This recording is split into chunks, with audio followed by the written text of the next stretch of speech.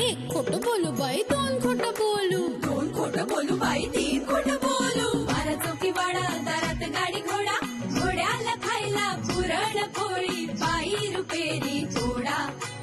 आडबाई आडोनी आडाचं पाणी काढोनी, कळशी भरते सोन्याची सून थोरा मोठ्याची. असं सासर नको ग बाई, नाव नुसतं मोठं, नाव नुसतं मोठं, ज्याचं लक्षण बारी खोट. पैलमा गणेश देवा, माझा खेळ मांडला करीन तुझी सेवा, करीन तुझी सेवा, मला हवा करतार, चंद्रपोळी चौकडीत माझा संसार. तीन दगडांची चूल फुंकले निखारे, मुठभर जोंधळात सुख माझे सारे. माझा सौख्य भरे, माझा सौख्य भरे, माझा सौख्य भरे, माझा सौख्य भरे.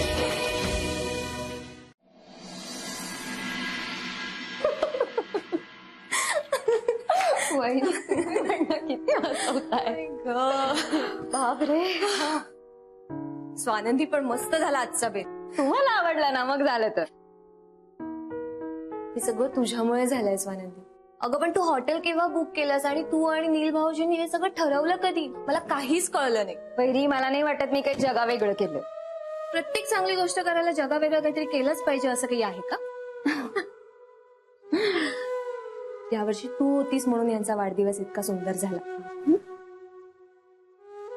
हिरवी कुणाला फिकीरच नसायची. वहिनी नाही या. वहिनी प्लीज डोळ्यात पाणी आणू नका. दोघं भाऊ आईस्क्रीम घेऊन येतील आणि तुम्हाला असं बघतील, सगळी गडबड होईल. प्लीज.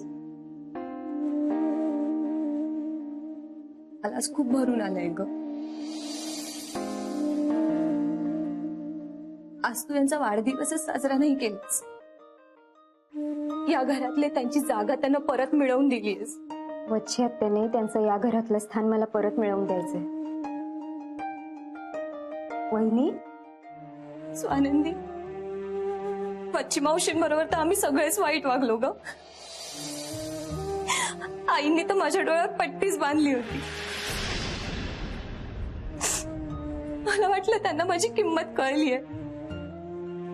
अचानक त्या माझ्याशी चांगलं वागू लागल्या, मला महत्व देऊ लागल्या आणि मी भावनेच्या भरात वाहून गेले. मला कळलं पण नाही मी तुझ्याशी कधी वाईट वागायला लागले. वच्ची मावशीनं सांगून मी तुझ्याकडे माफी मागायला येणार होते, पण तेवढ्यात तूच आलीस. स्वानंदी, बरं झालं तू आलीस. या घराला तुझी गरज आहे. तू सगळं सांभाळून घेऊ शकतेस. तुम्ही शांत व्हा. बसा बघू इथे. शांत व्हा. आता आपण हे घर सावरायचं. तू फक्त सांग स्वानंदी, मी तुझ्या सोबत आहे.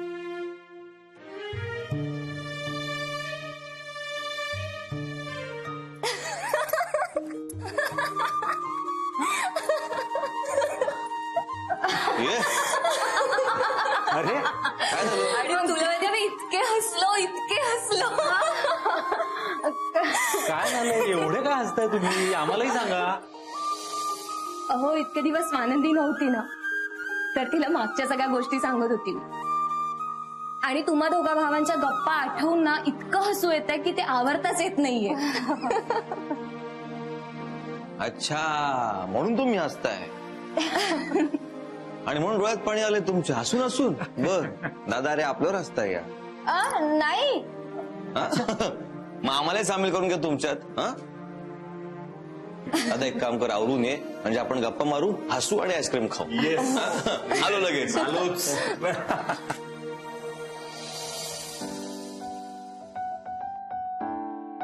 थँक्यू.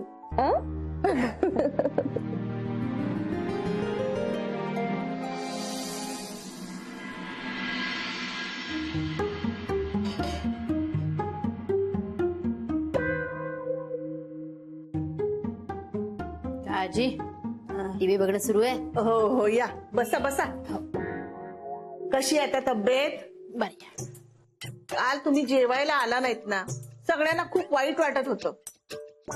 अहो माधवराव तर घासा घासा गणित तुमची आठवण काढत होते. अहो त्या नादात किती जेवले त्यांचं त्यांनाच कळलं नाही. आनंदी चहा आण बाई. हो काय मग काय म्हणते भविष्य? काय हो सकाळच्या वेळेला बघायचं आपलं. आज स्वानंदीचं भविष्य बघत होते. काय मग काय लिहिलं भविष्यात तिच्या? काय बाईसाहेब आज स्पष्ट बोलणार आहेत म्हणे, कुणाशी काय माहिती.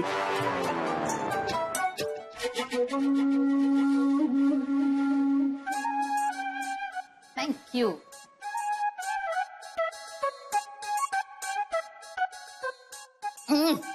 काय ग स्वानंदी, अगं किती पानसट चहा केलायस तू? सगळा पाऊस पडला का चहामध्ये? का बरा नाही झालाय का? अगं पाणी जास्त झालं आणि बाकी सगळ्या गोष्टी कमी झाल्या. सॉरी. तुला माहितीये ना मला गोड चहा लागतो. साखर संपले का घरातली? काय हो आजी, येता जाता प्रत्येकाला सगळ्या गोष्टी शिकवत असता. नातीला शिकवा चहा कसा करायचा ते. काय ग स्वानंदी, तुला काय वाटलं तुझा गोडवा आपोआप त्या चहात उतरणार आहे? जा साखर घेऊन ये. आई साखर घेऊन आले. नाही नको अगं, वरनं साखर घातलं ना की बरा नाही लागत तो. आणि कसं आहे ना आजी, गोडवा हा मुळात असायलाच लागतो नाही का? अगदी खरं. अहो चहा कसा हवा, कडक आणि दाट, दरवाजापर्यंत सुगंध गेला पाहिजे. अगदी करेक्ट आहे. अगदी वच्छीच्या हातचा चहा असतो ना तसा. काय हो काय झालं? नाही आजी, एक सांगू का तुम्हाला? नाही आज बोललाय पण यापुढे नका बोलू. त्या बाईचं नाव या घरामध्ये घेतलेलं इंद्रनीलला अजिबात आवडत नाही. तुम्हाला माहित नाहीये का तिने काय काय केलंय? स्वानंदी, तू सांगितलं नाहीस का आजींना? पण काय झालं मला खरंच ठाऊक नाही. पण वच्छी तर तुमच्या अगदी जवळची नातेवाईक आहे ना हो. अहो आजी, जवळचा चोरच जीव घ्यायला टपलेला असतो. तुमच्या स्वानंदीच्या आयुष्यात मीठ कालवार निघाली होती तुमची वच्छी मावशी, माहितीये का तुम्हाला? काय ग स्वानंदी? तिला काय विचारता? मी सांगते ना तुम्हाला. तुमच्या ह्या नातीच्या आयुष्यातलं सुख हिरावून घेण्यासाठी तुमच्या दुसऱ्या नातीचा हात धरायचा प्रयत्न केला त्या वच्छी मावशीनी, माहितीये का? माझ्या विरुद्ध बोलण्यासाठी पैसे दिले तिला. वाटेल का हो खरं कधी? माझं नशीब चांगलं म्हणून संपदाला कळलं कुणाच्या बाजूने बोलणं आपल्या हिताचं आहे, आपल्या फायद्याचं आहे. म्हणजे आजी खऱ्या खोट्याची जाण आहे ना हो तिला, म्हणून वाचले मी. म्हणून खरं काय ते घरी येऊन सगळं सांगितलं तुमच्या संपदानी. अगं बाई, पण इतकी चांगली जाण संपदाला कधीपासून आली? हे सगळं घडलं कधी? आजी केव्हा आणि कधी लिहून ठेवतो का आपण या सगळ्या गोष्टी? आणि सगळं जेव्हा झालं ना तेव्हा इतका मनस्ताप झाला होता सगळ्यांना घरात. इंद्रनीलने तर वच्छी मावशींना घराबाहेर काढलं आणि पुन्हा घरामध्ये पाऊल टाकू नका असं स्पष्ट सांगितलं त्यांना. एवढं घडलं? हो ना आजी, माझ्या विरुद्ध एकही वावगा शब्द खपवून घेत नाही इंद्रनील, आणि मीही नाही त्याला काही बोलू शकत. शेवटी भयंकर प्रेम आहे हो त्याचं माझ्यावर. हो ना स्वानंदी? काय ग स्वानंदी, तू मला यातलं काहीच सांगितलं नाहीस. आजी जसं दिसतं तसं नसतं ग. म्हणूनच तर आपण लोकांच्या गोड बोलण्याला भुलतो. स्वानंद,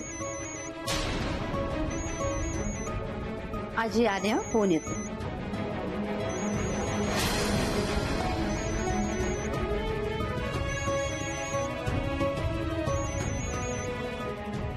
स्वानंदी बैस इथे, मला जरा तुझ्याशी बोलायचंय.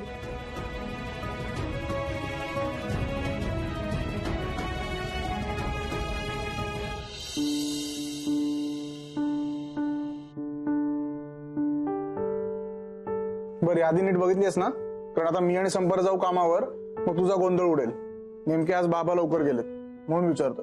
हे सगळं आणलेलं आहे. ते काही राहिलं असेल तर मी संपदाला सांगेन, ती येताना घेऊन येईल ना. मावशी येणार आहे म्हणून म्हटलं आपलं. हे संपदा ऐक ना, आज जरा लवकर येशील का ऑफिस मधनं? म्हणजे मी 4 वाजता येणारच आहे, पण तू पण जरा लवकर आहे ना.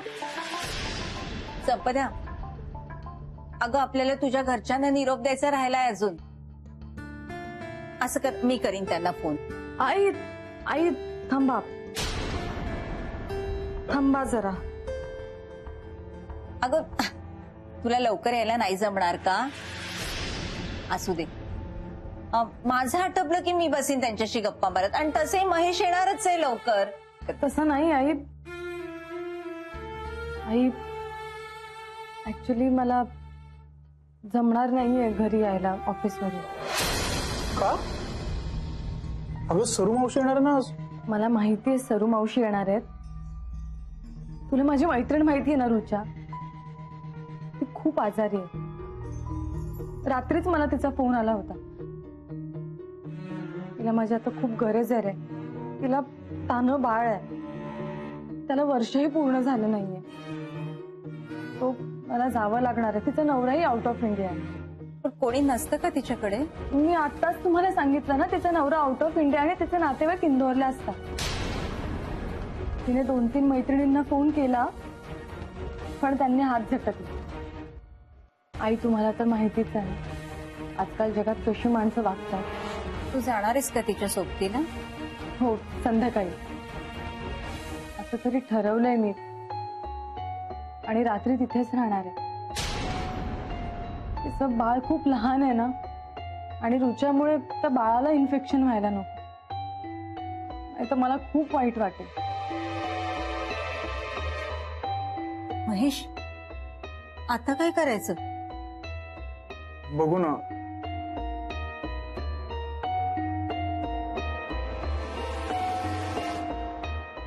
बरं ठीक आहे, मी रुच्याला फोन करून कळवते मी नाही.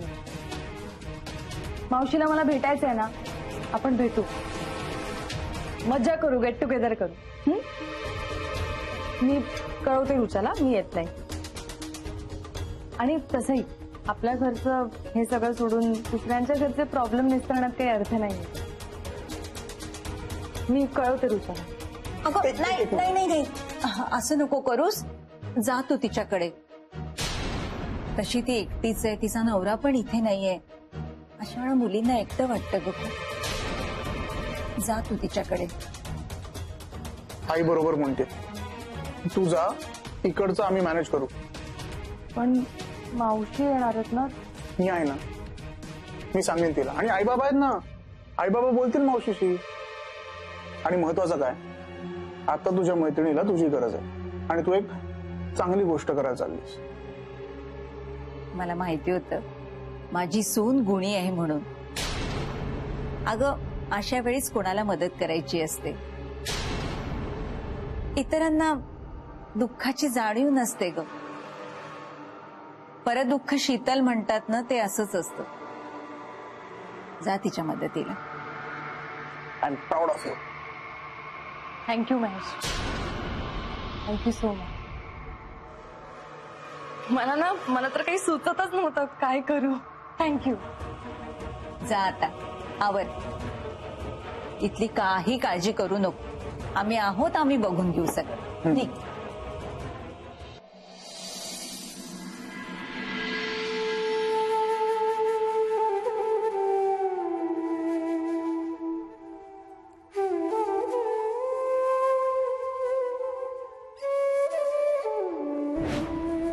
एकदा ना संपदाताई घरी आली आणि तिच्या मागोमाग वच्छी आत्या पण आल्या. आणि मग दोघी काय म्हणाल्या? वच्छी आत्यांनी आल्या आल्या विचारलं की संपदाने तुम्हाला ललिताचं खरं रूप दाखवलं की नाही. बरं मग? अगं मग काय, ताई आईंबद्दल काहीच बोलली नव्हती. उलट तिने सगळ्यांना असं सांगितलं होतं की वच्छी आत्यांनी ह्या घरात भांडणं लावण्यासाठी 5 लाख रुपये तिला दिले. छे, वच्छी असं कधीच करणार नाही.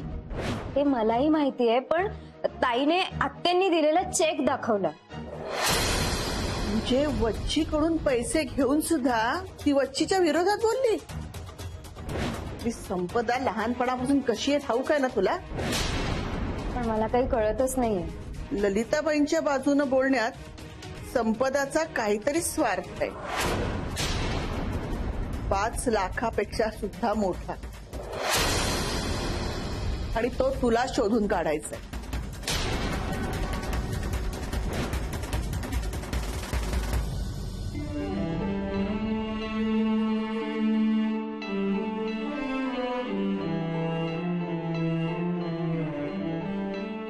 हे सगळं आईनीच घडवून आणलं असेल.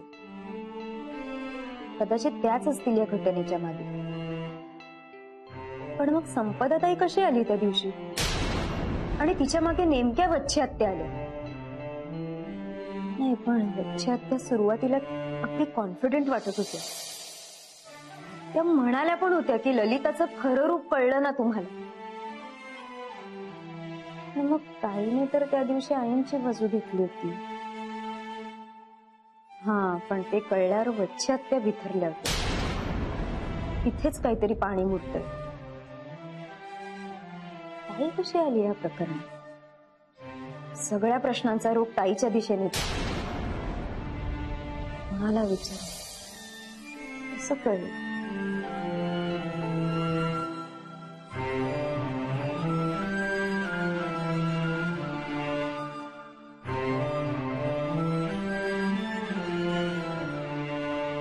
शंभर वर्ष आयुष्य येईल.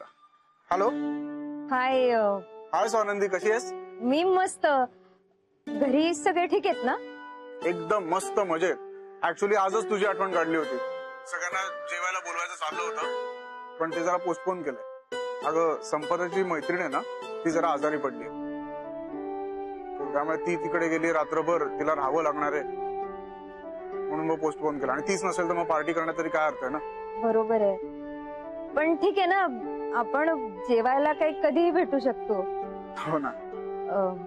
महेश, एक विचारू? विचार की. ताई खरंच इतकी बदलली आहे का? एकदम, म्हणजे यू वोंट बिलीव्ह, इतकी बदलली तुझी ताई. खरंच? म्हणजे काहीच प्रॉब्लेम नाहीये? म्हणजे तिच्या वागण्यातनं ती काहीतरी वेगळं विचित्र वागते अशी शंका नाही आली तुला? अजिबात नाही, अजिबातच नाही. उलट मला असं फिलिंग यायला लागलं की मी आता खूप भाग्यवान आहे आणि मला किती छान बायको मिळाली असं वाटायला लागलंय मला. हो, मला माहितीये तुला जरा विश्वास बसणं अवघड वाटतंय, पण तू एक काम कर, तुम्ही ना याद जेवायला. म्हणजे तू स्वतःच्या डोळ्यांनी बघशील की किती बदलली आहे संपदा. त्या निमित्ताने काय होईना, पण आपलं जेवणाचा कार्यक्रम तरी होईल ना. हो नक्की, लवकरच भेटू. बरं, मी ठेवू फोन? Bye bye. बाय.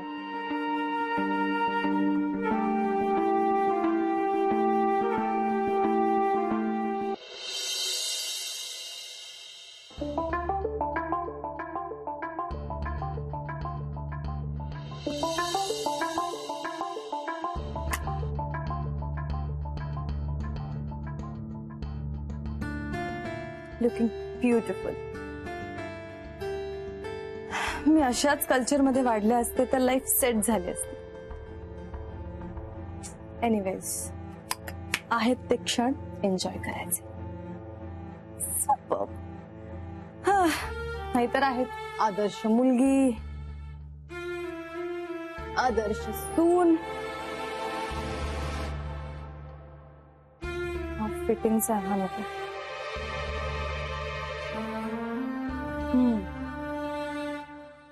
हा जरा लूज आहे. हा चालेल.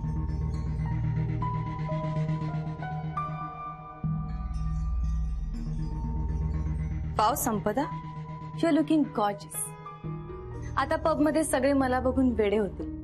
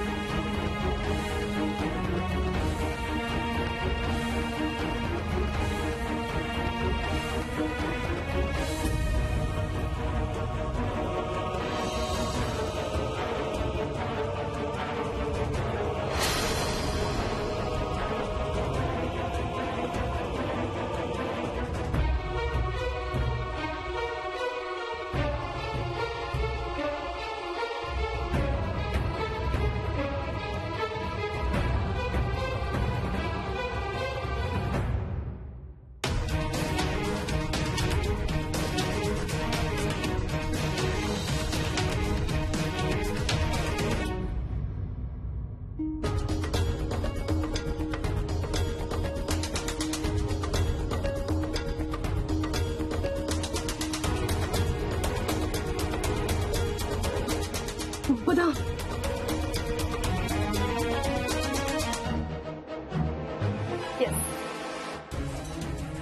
तयार झाली देशमुखांची आदर्श सून.